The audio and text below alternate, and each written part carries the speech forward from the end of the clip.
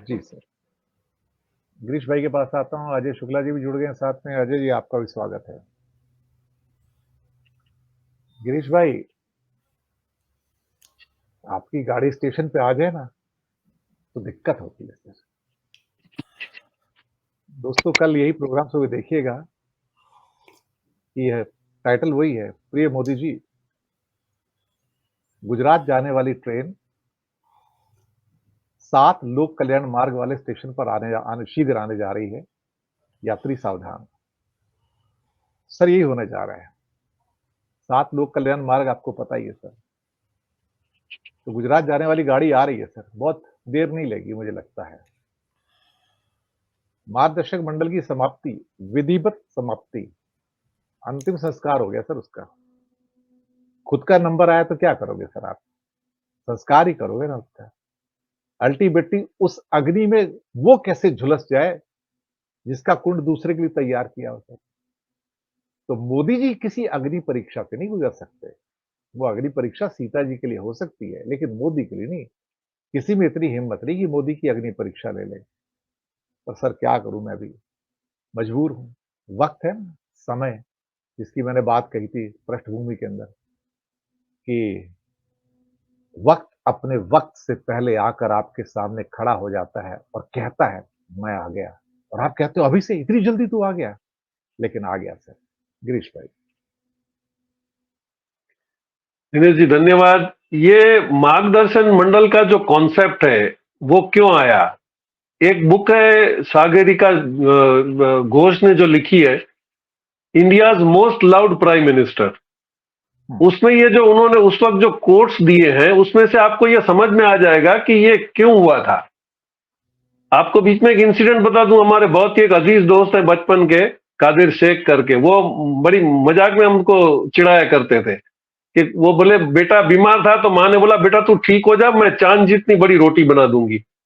तो जब ठीक हो गया तो बोले माँ तूने बनाई नहीं। बोले वो तो मैं खुदा को फुसला रही थी ताकि तू ठीक हो जाए। तो इनकी जो स्कीम है ना वो सारी खुदा को फुसलाने वाली होती है, बाद में रोटी वोटी बनती नहीं है। ये सागरिका घोष की बुक में आप एक देखिए, उन्होंने स्पेशल कोट दिए हैं कुछ जो मैं समझता हूं बहुत ही अच्छे पढ़ने लायक थे। इनको फियर ये था कि वाजपेयी जी और आडवाणी का जो कॉम्बिनेशन था, एक सॉफ्ट और एक हार्ड, ये आरएसएस की थियरी पे बेस्ड था। तो जो हार्ड था वो अपना काम करता, सॉफ्ट है उसको कवर अप करता। यहां पे थोड़ा मिसकैलकुलेशन हो गया कि दोनों हार्ड लाइनर आ गए। तो मैं उनके कोट कुछ जो उन्होंने बहुत अच्छे दिए थे वो मैं आपको बताऊंगा कि 72 में जब बहुत ज्यादा सीटें आ गई तो वाजपेयी जी ने पार्लियामेंट में ये कहा था कि जब इलेक्शन ने आपको बहुत ज्यादा मैंडेट दे दिया है तो क्या होता है कि जो सेंट्रल मिनिस्टर्स है वो आपके दरबारी हो जाएंगे, वो आपको नतमस्तक हो जाएंगे, उनका एग्जिस्टेंस खत्म हो जाएगा। तो ऑल इंडिया रेडियो पे पूरे दिन अगर इंदिरा जी इंदिरा जी इंदिरा जी चल रहा है तो आप ब्रेन वॉशिंग कर रहे हो। तो ये जो एटमॉस्फेयर है एग्जैक्टली वो आ गया। फिर उन्होंने राजीव गांधी को 400 सीटें मिली, तभी भी उन्होंने पार्लियामेंट में कहा था कि ज्यादा सीटें आ जाने से आप पब्लिक के प्रॉब्लम सॉल्व नहीं करते हो, फिर भी आपको कंसेंसस तो चाहिए चाहिए। तो वो थियरी भी इन्होंने खत्म कर दी। तो आप समझिए कि उस टाइम पे जो थिंकिंग थी वाजपेयी जी की, या उनकी जो पूरी कोटरी थी, आप देख लीजिए राजनाथ सिंह है, गडकरी जी हैं, इनको भी धीरे से साइडलाइन कर दिया जा रहा है क्योंकि ये इनकी थियोरी में फिट नहीं बैठेंगे। तो ये मार्गदर्शन मंडल का कॉन्सेप्ट उसी वक्त के लिए आया था जब तक उनकी कोठरी को बाहर नहीं कर दिया जाता है। आज ही किसी में इंटरव्यू में मैं सुन रहा था, गडकरी जी को बता रहे थे कि भाई आपके रिलेशन अपोजिशन से कैसे रहते हैं, क्योंकि ये पुरानी कोठरी के हैं तो वो ये समझते थे कि सबको साथ में लेके चलना है। तो बोले एक ब्रिज का उद्घाटन करना था जहां पे उन्होंने ठाकरे जी को बुलाया। ठाकरे जी को बोला सर आप खड़े रहिए, आपका ब्रिज पे फोटो निकालना है। तो बोले उन्होंने वहां से चिल्लाया कि नितिन को बुलाइए। मेरे को खड़ा रख के साथ में बोला कि नहीं ब्रिज इसने बनाया तो इसका भी फोटो मेरे साथ होना चाहिए। तो बोले that was the thinking of those people and we people. तो अभी जो गडकरी धीरे रह के जो बोल रहे हैं ना, वो ये खुला दे रहे हैं कि भाई ये थियरी जो आपकी नहीं चलेगी।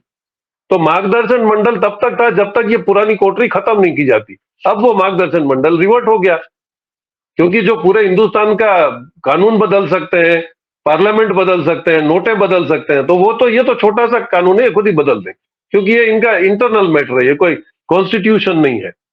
अब जैसे ही आती है बात की 96 में भी जब वो हार गए थे एक सीट से, तो वाजपेयी जी ने ऐसे उनको एक स्टेटमेंट दिया था कि भाई मर्यादा में रह के ही हम लोग जो भी है ऑपोजिशन करेंगे। क्योंकि पार्लियामेंट की जो गरिमा है उसको बचा के रखना ये हम सब लोगों की, और ये जिस दिन नहीं करेंगे उस दिन सारा ही समाप्त हो जाएगा। तो ये पूरा जो इनका कोड था, जो इनकी थिंकिंग थी वाजपेयी जी की, वो तो मजबूरी थी कि वाजपेयी जी को गुरु बना के रखना था, वरना ये उसी वक्त उनको भी मार्गदर्शन मंडल करके डिस्कार्ड कर देते।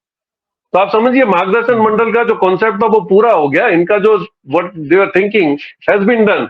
अब कोई है नहीं उनकी कोटरी से इनके सामने आर्ग्यू कर, अब दो जी हैं, गडकरी जी हैं और राजनाथ सिंह जी हैं, उनको भी दे कट टू साइज। तो आगे लेकिन जो अब मजबूरी है, अभी जो एक्सपर्ट्स जो बात कर रहे हैं कि जो इनको रिपीट करना पड़ा है, इनकी ये थियरी गुजरात में कई सालों से चलती थी कि एमएलए बदल देते थे, या ऐसा ज्यादा लगा तो पूरी मिनिस्ट्री बदल देते थे। तो क्या होता था कि जो नया आदमी है वो पब्लिक में जा पाता था, काम तो ये करते नहीं।